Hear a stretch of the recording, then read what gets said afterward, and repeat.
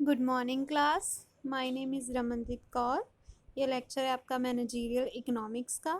आज हम अपने इस लेक्चर में आपका नेक्स्ट टॉपिक है प्रोड्यूसर इक्विलिब्रियम, उसके बारे में पढ़ेंगे। ठीक है, तो प्रोड्यूसर इक्विलिब्रियम को मीनिंग जानने से पहले देख लेते हैं कि प्रोड्यूसर का मीनिंग क्या होता है। ठीक है, producer a creator of utility is known as producer. ठीक है, कि यूटिलिटी का क्रिएटर जो होता है उसको हम प्रोड्यूसर बोल देते हैं। जब वो पर्सन जो इनपुट्स को आउटपुट में कन्वर्ट करता है उसको हम प्रोड्यूसर बोल देते हैं। ठीक है, जो बंदा इनपुट को आउटपुट में कन्वर्ट करता है। ठीक है, नेक्स्ट इज इक्विलिब्रियम। इक्विलिब्रियम एक ऐसी पोजीशन होती है जहाँ पर एक कोई भी चेंज नहीं चाहता कि उसको अब ये चीज़ पोजीशन जो है वो अटेन हो गई है, अब इसमें वो कोई भी चेंज नहीं चाहता। तो a firm is said to be an equilibrium when it has no inclination to expand और टू कंट्रैक्ट इट्स आउटपुट। ठीक है, अ फर्म कब प्रोड्यूसर कब इक्विलिब्रियम में होगा, जब वो ना तो अपनी आउटपुट को एक्सपैंड करना चाहेगा, ना ही कॉन्ट्रैक्ट। ठीक है, ना ही तो घटाना चाहेगा ना ही बढ़ाना चाहेगा अपनी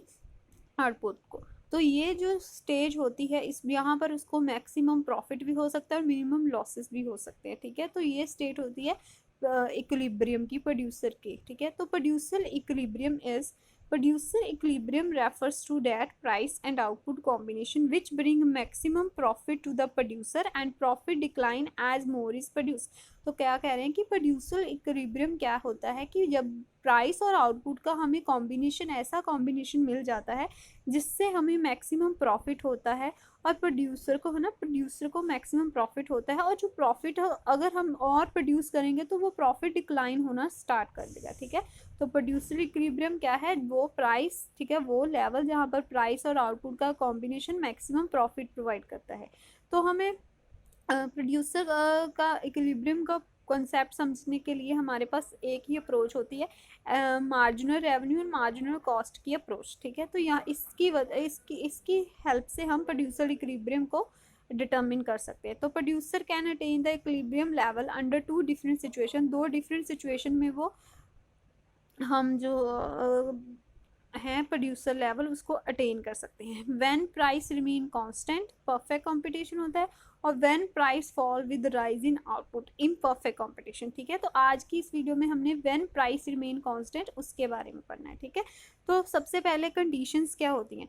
M C is equal to M R. M C means marginal cost and दूसरा है M R is marginal revenue. तो ये फर्स्ट कंडीशन है कि एम सी जो है मार्जिनल कॉस्ट वो मार्जिनल रेवेन्यू के इक्वल होनी चाहिए। ठीक है, as long M C is less than, जब एम सी जो है वो लेस देन होगी मार्जिनल रेवेन्यू से, तो वो प्रॉफिटेबल है, प्रोड्यूसर और प्रोड्यूस कर सकता है। ठीक है, और अपना ऐड कर सकता है यूनिट प्रॉफिट को मेक करने के लिए।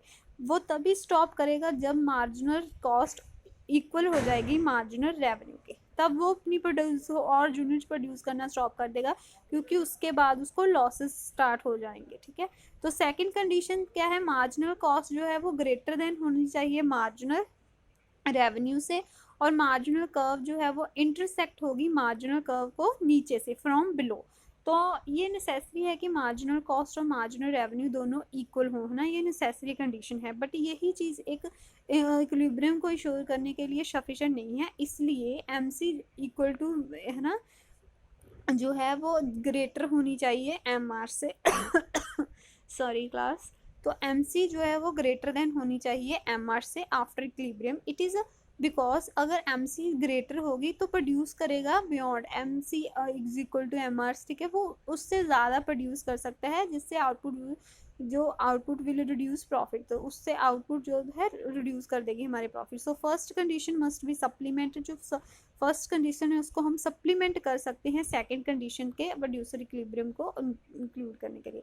तो यहाँ पर हमारी फर्स्ट कंडीशन थी कि फर्स्ट हमारा मेथड था कि प्राइस जो है वो कांस्टेंट रहेगा। ठीक है, कि प्राइस में कोई चेंजेस नहीं आए। तो आप ये देखिए, ये शेड्यूल में प्राइस सिर्फ 8 ही है। ठीक है, तो इस शेड्यूल के अकॉर्डिंग एम सी और M C is equal to M R condition जो है वो कहाँ सेटिस्फाइड हो रही है, वो जब हमारा लेवल ऑफ आउटपुट 2 है, 2 यूनिट्स हम प्रोड्यूस कर रहे हैं, तो हमारी एंड है ना एम सी और एम आर दोनों क्या हैं, इक्वल हैं। ठीक है, देख लीजिए एम आर भी 8 है और एम सी भी 8 है, आपके स्क्रीन पर दिख रहा होगा। तो सेकंड कंडीशन जो M C greater than M R है वो सेटिस्फाइड होगी 4th यूनिट्स ऑफ आउटपुट पर। ठीक है, कि वहाँ पर फोर्थ यूनिट जब हमारा आउटपुट का होगा तब वो मार्जिनल कॉस्ट है मार्जिनल रेवेन्यू से ज़्यादा होगी, तो प्रोड्यूसर इक्विलिब्रियम जो है वो फोर्थ यूनिट ऑफ आउटपुट पर अचीव होगा हमें। तो फिगर आप देख लीजिए कि ए आर और एम आर कर्व जो है वो स्ट्रेट लाइन है ओ एक्सिस के ऊपर, ठीक है, पैरेलल है, और एम सी जो है वो यू शेप्ड है। प्रोड्यूसर इक्विलिब्रियम यहाँ पर आ रहा है हमारा ओ क्यू लेवल पर आउटपुट पर, ठीक है जी, पॉइंट ई पर, बिकॉज ठीक है यहाँ पर क्या है कि दोनों कंडीशंस हमारी फॉलो हो रही हैं। एम सी जो है वो एम आर के इक्वल भी है और एम सी जो है वो ग्रेटर देन भी है एम आर के, है ना, एम सी है, एम सी एम आर से ग्रेटर भी है, ठीक है जी। उसके बाद तो होप क्लास आपको इतना समझ आ गया होगा। कल हम इसका जो नेक्स्ट दूसरा पार्ट है उसके बारे में पढ़ेंगे, तो आप इसको अपनी नोटबुक्स पर नोट डाउन कर लीजिएगा, डायग्राम अच्छी तरह समझ लीजिएगा। अगर आपको फिर भी कोई प्रॉब्लम है तो आप मुझसे कांटेक्ट कर सकते हो। Thank you class.